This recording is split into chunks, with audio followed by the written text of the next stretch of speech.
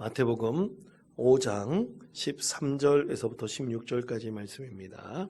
신약성경 5면에 있는 이 말씀을 우리 다 같이 한 목소리로 읽겠습니다. 너희는 세상의 소금이니 소금이 만일 그 맛을 잃으면 무엇으로 짜게 하리요. 후에는 아무 쓸데 없어 다만 밖에 버려져 사람에게 밟힐 뿐이니라. 너희는 세상의 빛이라. 산 위에 있는 동네가 숨겨지지 못할 것이요 사람이 등불을 켜서 말 아래에 두지 아니하고 등경 위에 두나니 이러므로 집안 모든 사람에게 비치느니라. 이같이 너희 빛이 사람 앞에 비치게 하여 그들로 너희 착한 행실을 보고 하늘에 계신 너희 아버지께 영광을 돌리게 하라. 아멘. 자, 여러분은 착한 사람입니까? 나쁜 사람입니까? 착한 사람입니까? 예, 착한 사람이죠, 그렇죠? 왜 대답을 못 하십니까? 착한 사람이죠. 어떻게 예수님을 주님으로 섬긴 우리가 나쁜 사람일 수 있겠습니까? 우린 다 착한 사람이라고 여러분 믿고 늘 그렇게 소망하고 착한 오늘 말씀처럼 이 착한 행실을 보고 많은 사람들이 우리를 참으로 어떤 사람들이다 이렇게 생각할 수 있도록 만들어야 되지 않겠습니까? 근데 여러분, 이 착한 사람이라고 했을 때 착한 사람 컴플렉스, 착한 사람 증후군이라는 이 심리적 장애도 있어요. 여러분 들어보셨습니까? 착한 사람 증후군. 혹시 내가 착한 사람 증후군에 걸린 사람일까요? 여러분 아닐까요? 나는 무조건 착해야 돼. 난 착한 사람이 돼야 돼. 우리 자녀들한테 여러분 자랑할 때 그러잖아요. 제발 착한 사람이 되거라. 남한테 몹쓸 짓 하지 말아라. 남한테 나쁜 짓 하지 말아라. 남한테 해되는 짓 하지 말아라. 여러분 그렇게 가르치죠? 그렇죠? 그런데 여러분 이것이 너무나 강박적으로 나의 이 마음을, 심리를 억압하여 강박적으로 나는 그래야 돼. 나는 착한 사람만 돼야 돼. 절대로 다른 사람한테 피해주면 안 돼. 이런 어떤 심리적인 그 마음이 계속해서 일어나서 사회생활이나 일반적인 생활을 제대로 못하게 하는 사람, 그런 것을 가리켜서 이 착한 사람 증후군, 착한 사람 컴플렉스라고 말할 수 있습니다. 컴플렉스, 이런 증후군, 이런 것이 어떻게 보면 우리 모두 다 착한 사람이 되고 싶겠죠. 그런데 그것이 사회생활도 못하고 일반적인 나의 삶을 어떻게 살아나갈 수 없도록 만드는 장애가 될 때 그것이 문제가 되는 거예요. 근데 실제로 그런 사람들이 있다고 합니다. 그래서 착한 사람 증후군에 걸린 사람들은 이 강박적 사고와 행동이 너무나 심한 거예요. 이 강박적 사고라는 것은 계속해서 반복적으로 일어나는 사고를 말합니다. 예를 들어서 여러분, 어떤 사람이 결벽증에 걸렸다 그러면 그 사람은 손이 벗겨질 때까지 씻을 수가 있어요. 그만큼 자기가 더러운 것, 내 손에 병균이 있다 이렇게 생각하면 그것을 벗겨내기 위해서 진짜 손 피부가 탁 벗겨서 피가 날 정도로 강박적인 사고에 의한 강박적인 행동을 할 수 있는 것이죠. 강박적이라는 뜻은 반복해서 일어나는 사고를 말하는 거예요. 그런데 너무 그것이 심하다 보면 이 착한 사람, 증후군에 걸린 사람은 이것이 너무 심하다 보면 이 사회생활도 못하고 나는 다른 사람들한테 항상 착한 사람으로 비춰야 돼. 그런 생각을 갖는 거예요. 그럼 이런 사람들이 어떤 행동을 보이느냐? 이 착한 사람 증후군에 있는 사람은 어떤 자기의 그 뚜렷한 생각이 있더라도 그것을 다른 사람한테 절대로 얘기를 못합니다. 왜냐하면 그것이 다른 사람에게 혹시 해가 될까 봐 하는 두려움과 불안이 있기 때문이죠. 그리고 다른 사람한테 부탁한다는 거 절대 못해요.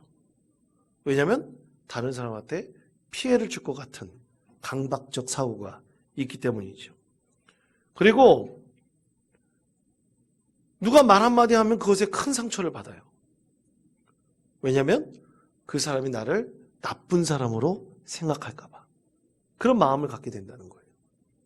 그리고 자기 주장은 전혀 말하지 못하고 늘 꿀벙은 벙어리처럼만 있는 사람도 있다고 합니다.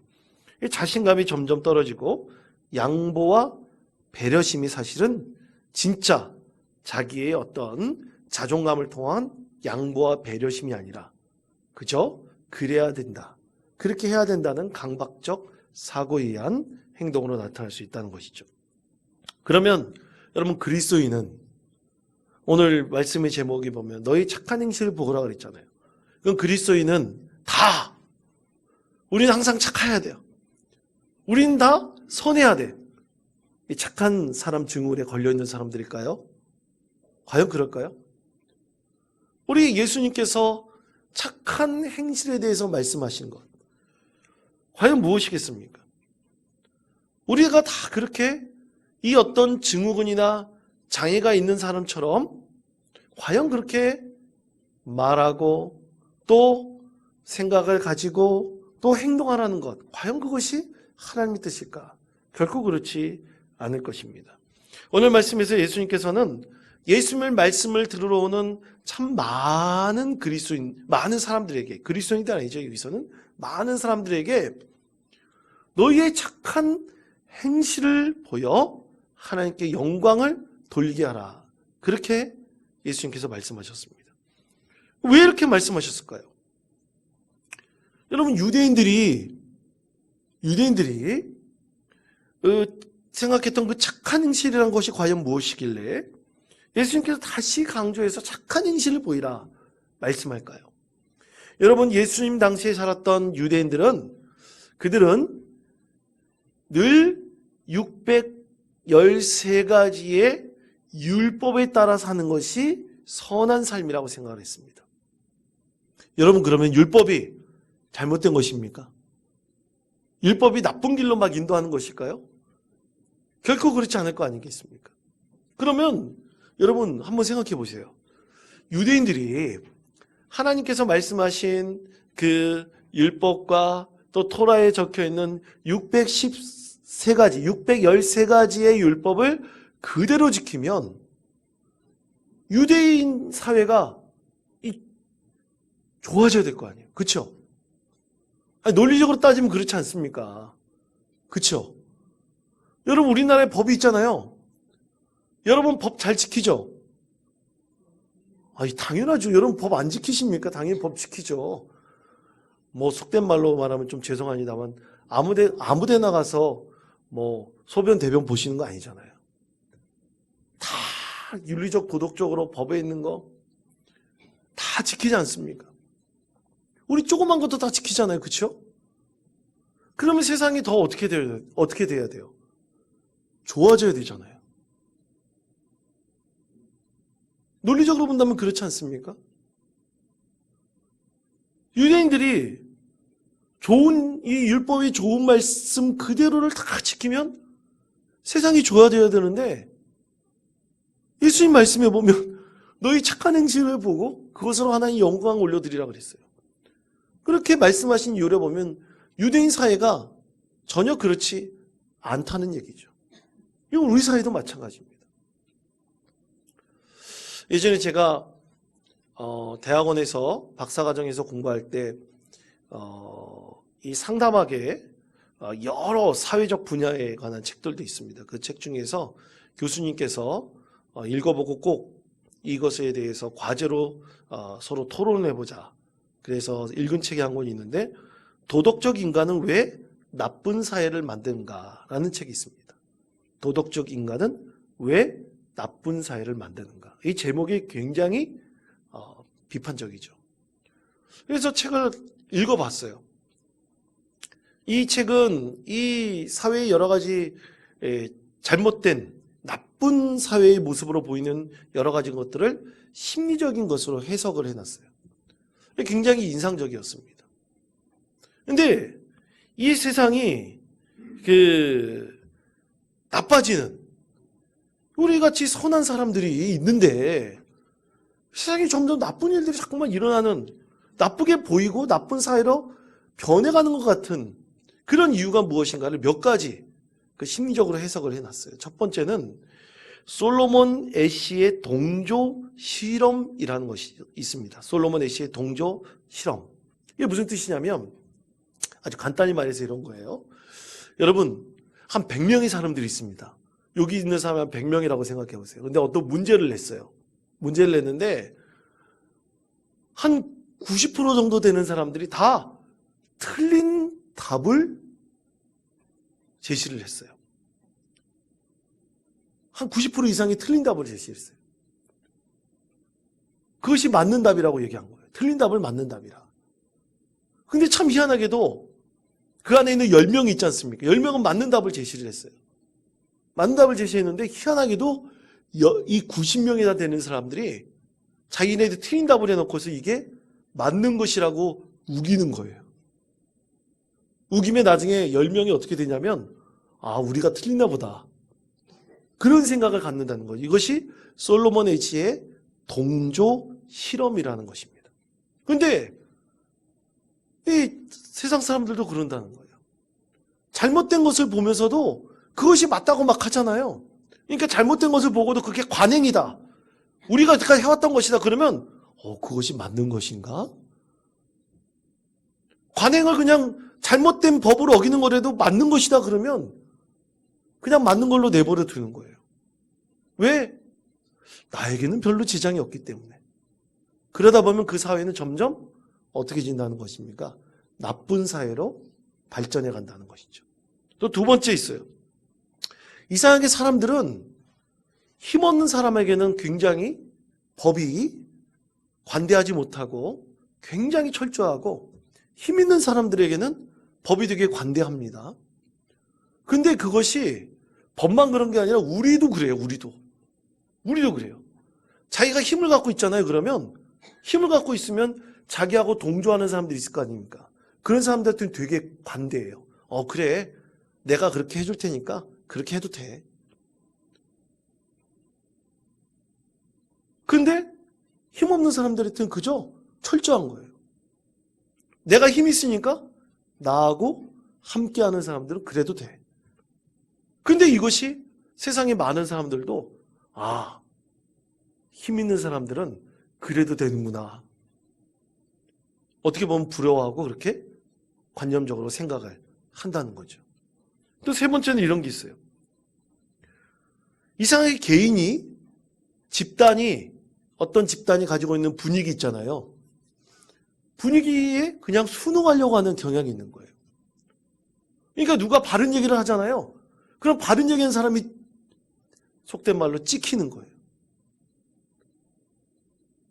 그러니까 바른 말을 안 하려고 그래요. 왜냐? 내가 그거 찍혀서 뭘 하지? 그 사람하고 잘못해서 내가 바른 말 했다가 원수가 되면 어떡하지? 이런 성향을 사람들이 갖는다는 것입니다. 그렇게 되다 보면 그 사회와 그 공동체는 어떻게 됩니까? 점점 나쁜 길로 간다는 것이죠. 마치 큰 솥에 개구리를 넣어놓고 개구리가 끓는 물이 끓어가서 서서히 죽어가는 것을 모르는 것처럼 사회가 그렇게 점점 나쁜 사회로 변해 간다는 뜻입니다. 이런 암묵적 동조에 의한 인간의 집단 행동이 결국 우리는 다 개인적으로 보면 착한 사람들이에요. 윤리적이고 도덕적인 사람들이에요. 그런데 사회는 점점 나쁜 사회로 만들어가 버리고 그것에 순응해 버린다는 것이죠.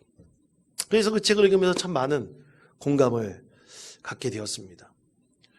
여러분, 제가 설교 때 이렇게 좀 소개시켜 드린 책이 있으면 한번 사서 읽어보실 분도 있으면 참 좋겠습니다.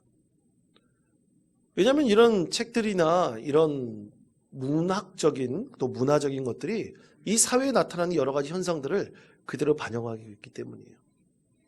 그러면 2000년 전에 우리에게 말씀하신 예수님의 이 산상보훈의 말씀, 산상보훈의 처음 시작의 말씀 아닙니까? 오늘 마태복음 5장 이 13절에서부터 16절까지 말씀은 산상보훈의 처음의 말씀이에요. 산상보훈의 말씀은 초대교회 성도들이 이 말씀을 그대로 지키면 다 천국에 들어갈 것이라고 그렇게 믿고 있었어요. 너무나 귀한 말씀이죠. 그러면 이렇게 예수님께서 말씀하신 것, 너희들의 착한 행실을 보고 세상 사람들이 어떻게 생각할까? 진정으로 착해진다는 것이 과연 무엇일까? 오늘 예수님께서 그것을 믿음의 공동체에게 말씀하시는 것이죠. 그럼 믿음의 공동체는 이 예수님의 메시지에서, 우리에게 하신 예수님의 메시지에서 진정으로 착해진다는 것은 과연 무엇일까? 우리는 어떻게 믿음의 공동체를 하나님의 선하신 뜻을 이루는 믿음의 공동체로 만들어 갈까? 오늘 그것에 대해서 우리 예수님께서 말씀하고 계십니다. 세 가지로 말씀하고 계세요. 첫째는 우리는 소금과 빛으로 부르심을 받았다는 것입니다. 저를 따르시기 바랍니다. 우리는 소금과 빛으로 부르심을 받았습니다. 아멘. 자, 마태복음 5장 13절 말씀 다 같이 한 목소리 읽겠습니다. 너희는 세상의 소금이니 무엇으로 짜게 가리요? 후에는 아무 쓸데없어 다만 밖에 버려져 사람에게 밟힐 뿐이니라. 아멘. 자, 너희는 세상의 소금이다. 너희는 세상의 조금이다 소금이라는 것은 너희가 짠맛을 내는 사람이다라는 얘기가 아니죠. 너희는 세상의 빛이다 그러면 너희가 진짜 환하게 빛을 비추는 자체 발광하는 사람이다. 그런 뜻이 아니죠. 이것은 예수님께서 소금과 빛의 본질에 대해서 말씀하시며 그리스도인들이 오늘 하나의 말씀을 듣고 그 하나의 말씀을 그대로 따라야 될 그리스도인들이 어떤 비전을 품고 우리가 빛과 같이 소금과 같이 살아야 될 것인가를 말씀하고 계시는 것입니다. 그러니까 너희는 소금이다, 너희는 빛이다 라고 말씀하시는 것은 뭡니까? 예수님께서 우리에게 빛과 소금과 같은 비전, 그것을 우리에게 주셔서 그런 역할을 감당하라는 거예요. 소금은 말 그대로 음식에 짠맛을 내는 거 아닙니까? 음식에 짠맛이 너무나 많이 들어가면 못 먹어요. 그런데 너무 없으면, 소금기가 너무 없으면 싱거워서도 못 먹어요. 그러니까 우리는 어떤 거예요? 세상에서 이 소금과 같이 음식의 맛을 적절하게 내는 것처럼 이러한 사람이 되어야 한다는 것을 말씀하고 계시죠. 그리고 빛이라는 것은 반드시 어둠을 물리치는 거예요. 어둠이 있으면 빛을 얘기합니다. 빛을 얘기하면 어둠을 얘기할 수밖에 없어요. 그래서 그리스도인들이 소금과 같이 빛과 같은 비전을 가지고 그들에게 이 역할을 잘 감당해야 된다라는 것을 말씀하고 계시죠. 여러분, 전에도 한번 말씀드린 적이 있었습니다. 그리스도인, 그러면 그 그리스도인은 무슨 뜻입니까? 그리스도인은 예수님을 따르는 사람들이란 뜻입니다. 저를 따르시기 바랍니다. 예수님을 따르는 사람들. 아멘. 다음부터 제가 그리스도인이 무슨 뜻입니까? 물어보면 뭐라고 대답하셔야 돼요? 예수님을 따르는 사람들. 꼭 기억하시기 바랍니다. 예수님을 따르는 사람들이에요. 그것이 예수님께서 주신 그리스도인의 삶의 모습입니다. 그렇게 삶의 모습들을 성경에서는 계속 우리에게 보여주셨어요. 하나님께서는 그것을 계속 말씀하고 계세요. 그래서 예수님을 따르는 사람들에게 대해서 예수님께서 부자 청년과 얘기하실 때 너의 권리를 포기하고 네가 누리고 있는 그 권리를 포기하고 누구를 따르라 그랬어요? 예수님을 따르라 그랬습니다. 그렇게 너의 권리를 포기하지 않는다면 절대로 예수님을 따를 수 없다고 예수님께서 예수님이 따르는 것에 대해서 말씀하셨죠. 그리고 여러분, 예수님의 첫 번째 네 제자 있지 않습니까? 베드로, 안드레, 야고보, 요한도 예수님께서 따르라 그랬어요. 따라갈 때 그들이 포기했던 것이 있지 않습니까? 버렸던 것이 있지 않습니까? 그들이 그물을 내려놓았어요. 그들이 생업을 내려놓고 예수님을 따르게 되었죠. 그들이 가장 소중한 것을 사실은 잠시 내려놓은 것입니다. 예수님을 따르기 위해서 그랬던 거예요. 또 예수님께서 삭개오를 만났지 않습니까? 삭개오를 만났을 때 삭개오는 예수님을 만나서 그 감격과 기쁨에 예수님이 그 주신 그 말씀대로 따르기를 결단하면서 제 재산의 반을 가난한 사람에게 나눠주겠습니다. 예수님을 따르겠다고 결단한 거예요. 그리고 내가 누군가의 돈을 착복한 것이 있다면 4배나 갚겠습니다. 착복한 금액의 4배나 갚겠습니다. 그랬어요. 근데 여러분, 그 착복한 금액의 4배를 갚는다는 것은 사실 모세의 율법에 있는 말씀이에요. 근데 그 당시에 많은 유대인들이 그 모세의 율법에 착복한 것의 4배를 갚아야 된다는 그 율법 조항을 따랐을까요? 안 따랐을까요? 안 따랐다는 거예요. 그런데 이 삭개오는 예수를 만나고 예수님을 따르겠습니다. 예수님 말씀하신 대로 가난한 사람에게 내 재산 절반을 나눠드리고, 그리고 착복한 것에 4배를 갚겠습니다. 그것이 그리스도인에 따르는 것이다 말씀하고 있는 것이죠. 그러므로 예수님을 따르는 사람들, 이 그리스도인은 자신이 가장 중요하고 소중하게 여기는 것을 사실 포기하는 거예요. 포기하지 않고서는 우리는 절대로 예수님을 따를 수 없다는 것을 분명하게 말씀하고 있습니다. 그래서 그리스도인은 뭔가를 내려놓는 거죠. 내려놓지 않으면 우리는 절대로 예수님을 따를 수 없습니다. 내가 누릴 수 있는 권리를 포기하는 거예요. 내려놓는 거예요. 그렇지 않으면 따를 수 없어요. 그렇다면 여러분, 우리가 누리고 있는 권리가 과연 무엇이 있을까요? 특히 우리 신앙의 공동체 안에서 내가 누리는 권리는 무엇일까요? 내가 당연히 누려야 될 것이라고 생각하는 것은 무엇일까요? 이런 것들을 우리가 조금씩 내려놓기 시작하면서 우리는 진정으로 누구를 따를 수 있는 사람이 되는 것입니까? 예수님을 따르는 믿음의 사람이 될 수 있는 것입니다. 두 번째로 예수님께서는 이것을 우리에게 말씀하세요. 우리는 하나님 아버지께 영광을 돌리는 그리스도인이라는 것입니다. 저를 따르시기 바랍니다. 우리는 하나님 아버지께 영광을 돌리는 그리스도인입니다. 자, 마태복음 5장 16절 말씀 같이 한 목소리 읽겠습니다. 이같이 너희 빛이 사람 앞에 비치게 하여 하늘에 계신 너희 아버지께 영광을 돌리게 하라. 아멘. 자, 하나님께 영광을 돌리라 하라 말씀하셨지 않습니까? 그 영광을 돌리는 방법을 뭐라고 말씀하고 있어요? 여러분이 말씀을 다시 16절 말씀 다시 한번 띄워주십시오. 16절 뒷부분의 말씀을 보십시오. 그들로, 그러니까 예수님을 따르지 않는 사람들을 말하는 거죠. 그들로 너희 착한 행실을 보고, 그들이 예수님 안 믿는 사람들이, 예수님을 따르지 않는 사람들이 예수님을 따르는 사람들의 착한 행실을 보고, 그렇게 되면 그들이 하늘에 계신 너희 아버지께 영광을 돌리게 될 것이다. 이 말씀 아닙니까? 그러니까 우리 그리스도인들이 착한 행실을 누구에게 보여야 되는 거예요? 안 믿는 사람들에게 보여줘야 되는 거예요. 안 믿는 사람들에게. 안 믿는 사람들에게 보여줘야 되는 거예요. 그래서 그들이 감동받도록 하는 감동. 아, 저렇게 예수님을 따르는 사람들이 저런 사람들이구나. 예수님을 믿는 사람들이 저런 사람들이구나. 감동을 보이게 하는 거예요. 그것이 하나님께 영광 올려드리는 행위라는 것을 분명하게 말씀하고 있는 것입니다. 이것이 교회의 본질이에요. 교회는 섬기고 봉사하고 선교적 사명을 가지고 하나님 나라를 만들어가는 것입니다. 섬기고 봉사하고 선교적 사명을 가지고 친교하고 예배하는 거예요. 그것이 포인트예요. 그게 교회의 참된 모습입니다. 그런데 한국 교회가 무너져가고 있다는 얘기를 많이 하는데 그 이유는 이 본질을 잃어버리기 때문이죠.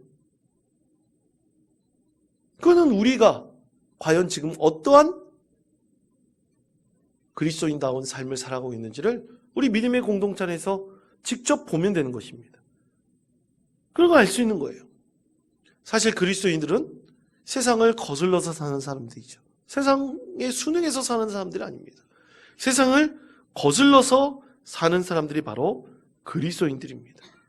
그래서 예수님 말씀에 보면 세상과 거슬러 사는 방법, 순응해서 사는 것보다 거슬러 사는 방법에 대해서 더 많이 말씀하고 계세요.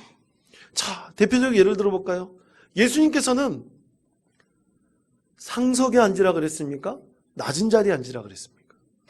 낮은 자리에 앉으라 그랬어요. 세상에 순응하는 것은 뭡니까? 윗자리에 앉는 거예요. 근데 예수님께서는 윗자리에 앉을 수 있는 능력이 있음에도 불구하고 어디에 앉으라? 낮은 자리에 앉으라 말씀하셨습니다. 세상을 거스르는 거예요. 또 예수님께서는 왼손이 하는 것을 오른손이 모르게 하라 그랬어요. 세상에서는 순응하는 것은 뭡니까? 여러분 정치인들 보면 어디 가서 돕는다 그러면 맨날 사진 찍잖아요. 그렇죠? 근데 그리스도인들에게는 뭐라고 말씀하셨습니까? 그렇게 하지 말라. 튀게 하지 말라. 뛰게 하지 말라. 그렇게 말씀하셨습니다. 또 자신의 유익을 구하지 말고 누구의 유익을 구하라고 말씀하셨습니까? 남의 유익을 구하라 말씀하셨습니다. 여러분 기업의 목적은 무엇이에요? 기업의 목적은 기업의 이윤을 창출하는 게 기업의 목적이에요. 그런데 그리스도인들이 기업을 세우면 그리스도인이 진짜 하나님 나라의 목적을 위해서 기업을 세우면 나의 유익이 아니라 남의 유익을 구하기 위해서 기업을 만들라는 것이에요. 그러니까 사적 기업과 공적 기업의 차이는 분명히 있는 것이죠. 그렇게 세상을 거슬러 살아가는 사람들이 그리스도인이라는 것을 분명히 말씀하고 있는 것입니다. 그런데 아까 도덕적 인간이 나쁜 사회를 만드는 그 이유 중에서 사람들이 어떻게 된다는 걸 관성의 법칙에 따라서 순응한다는 거 아닙니까? 관성의 법칙에 따라서 그냥 흘러가는 대로, 세상이 흘러가는 대로 그냥 순응을 하고 사는 거예요. 나에게 불편함이 없으면 그저 그렇게 만들어가는 것. 교회 신앙생활도 마찬가지고. 그렇게 해버리면 그저 편하다. 그러니 그저 그렇게 살아가라. 많은 세상에 순응하는 것이 바로 그런 건 아니겠습니까? 근데 그리스도인들은 어떤 거예요? 세상을 항상 거슬러 살아가는 것이 바로 그리스도인임을 오늘 주님께서 우리에게 말씀하고 계십니다. 그 세상을 거스르는 힘이 있어야 됩니다. 그런 세상을 거스를 수 있는 힘은 내가 열심히 체력 운동하고 내가 좋은 거 많이 먹고 그래서 살을 키워가지고 이 근육을 키워가지고 그렇게 하는 건가요? 아닙니다. 그리스도인이 세상을 걸을 수 있는 힘은 성령님께서 주시는 것입니다. 능력으로 이루는 것입니다. 기도의 능력으로 이루는 것이에요.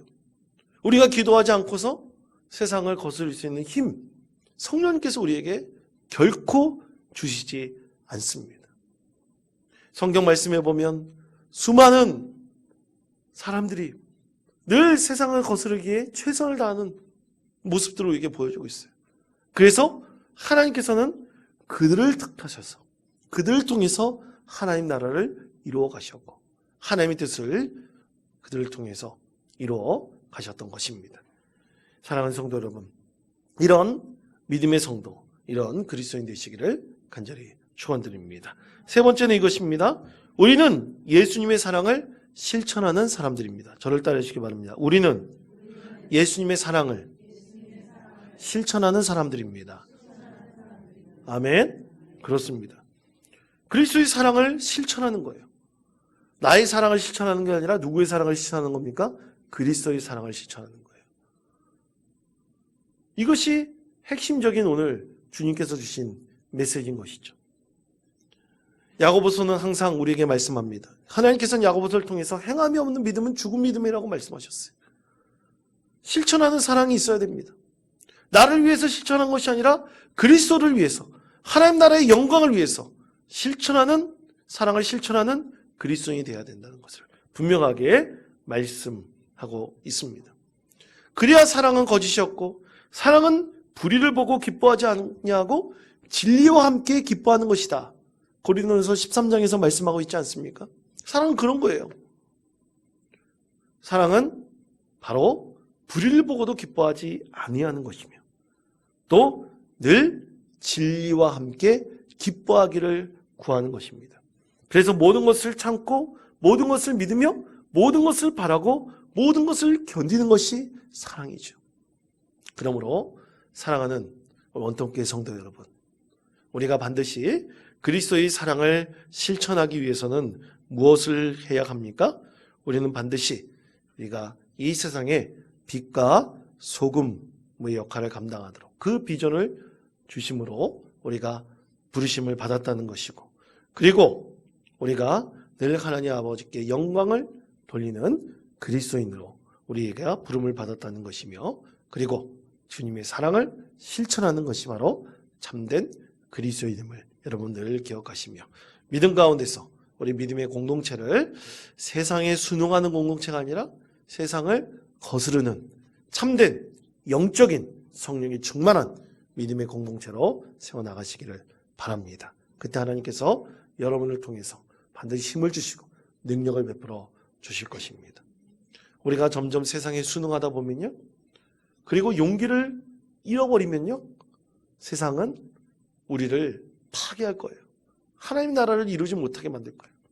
그것이 마귀의 권세가 그렇게 우리를 억누르기 때문입니다.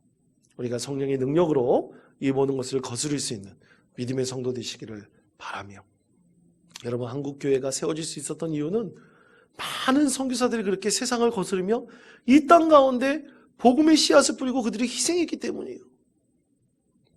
그것에 우리는 갚아야 될 책임이 있는 것입니다. 그래서 여러분, 우리만 만족하며 살면 안 돼요. 세상 사람들에게 우리의 섬김과 우리의 착한 행실을 보여 누구에게 영광을 돌리게 하라고요? 하나님 아버지께 영광을 돌리게 하라. 이것이 우리의 참된 소망이 되어야 될 것이라고 믿습니다. 이런 소망으로 믿음 가운데 승리하는 복된 성도 되시기를 간절히 축원드립니다.